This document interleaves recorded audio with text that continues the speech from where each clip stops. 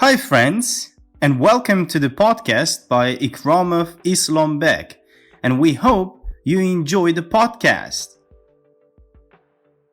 The big problem with rewarding kids for good grades and punishing them for bad ones. When I'm in schools talking to kids about resilience and learning through failure, I usually begin with a quick survey.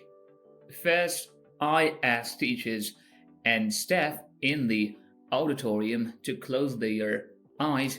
I then ask the students to raise their hands if they get paid cash money for good grades.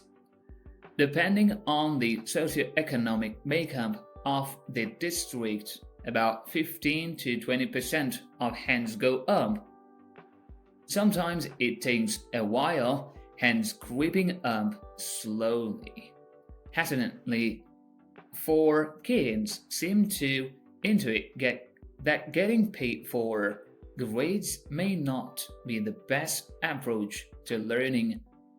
I then ask them to raise their hands if they get any material thing in exchange for grades, a new iPod or some other shiny enticement. In response, about 20 to 25% of the hands go up. The noise in the auditorium tends to amp up with each new question as students begin to compare notes.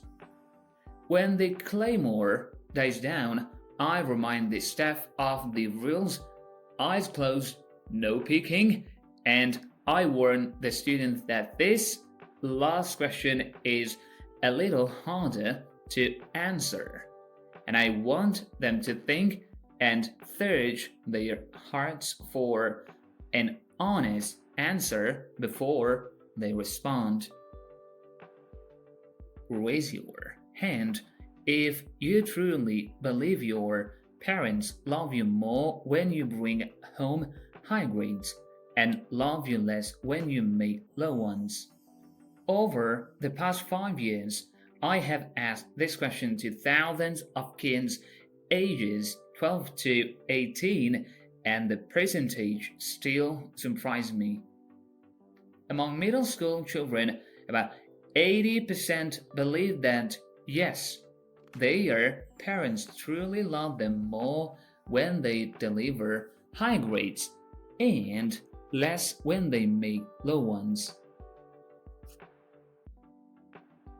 In high school, the average is a little higher, about 90%.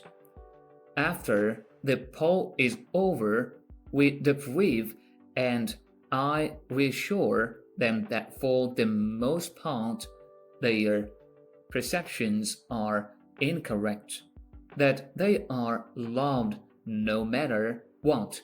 But parenting is hard, and we parents often need a moment to come up with the right response to an unexpectedly long grade.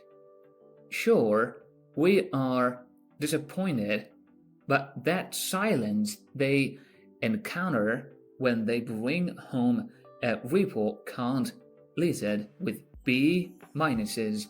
B minus is the new F, haven't you heard? Doesn't mean we love them any less. I promise we are just pausing to find the best, most appropriate ones to support their parents, their minds, and their intellectual growth.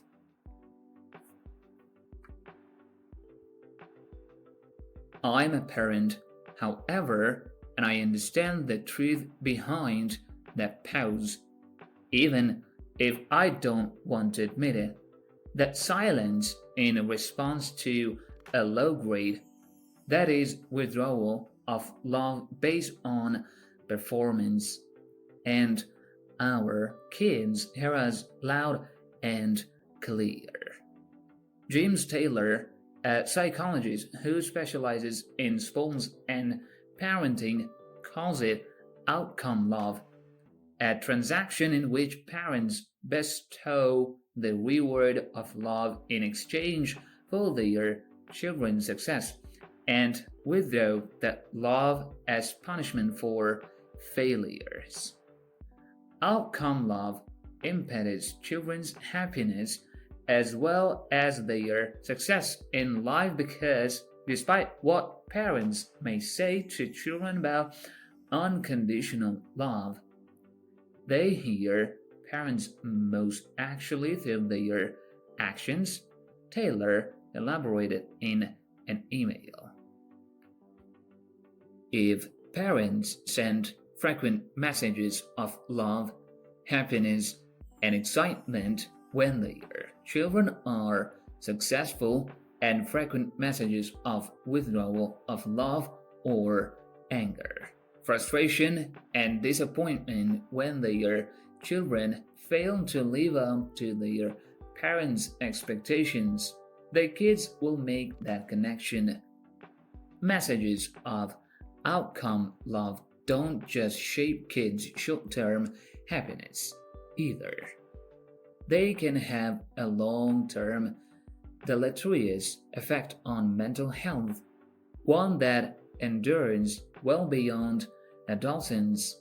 Sadly, these messages fuel mental health problems, including perfectionism, fear of failure, low self-esteem, depression, and anxiety, not to mention the reactions of resentment, anger, and rejection from the children toward the parents. Even more painfully, this attitude of outcome love becomes internalized, and children grow up to be adults who berate themselves for failure and only give self-love when they succeed, Taylor said in the email. Furthermore, when love is offered in exchange for performance, it becomes a reward to be earned, and the data on excintric rewards and their effect on motivation are clear.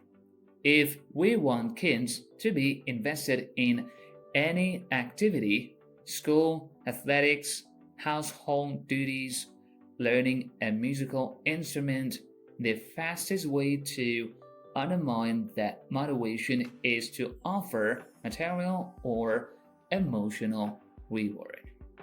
Of course, we are proud of our children's successes and disappointed in their failure. We are not robots.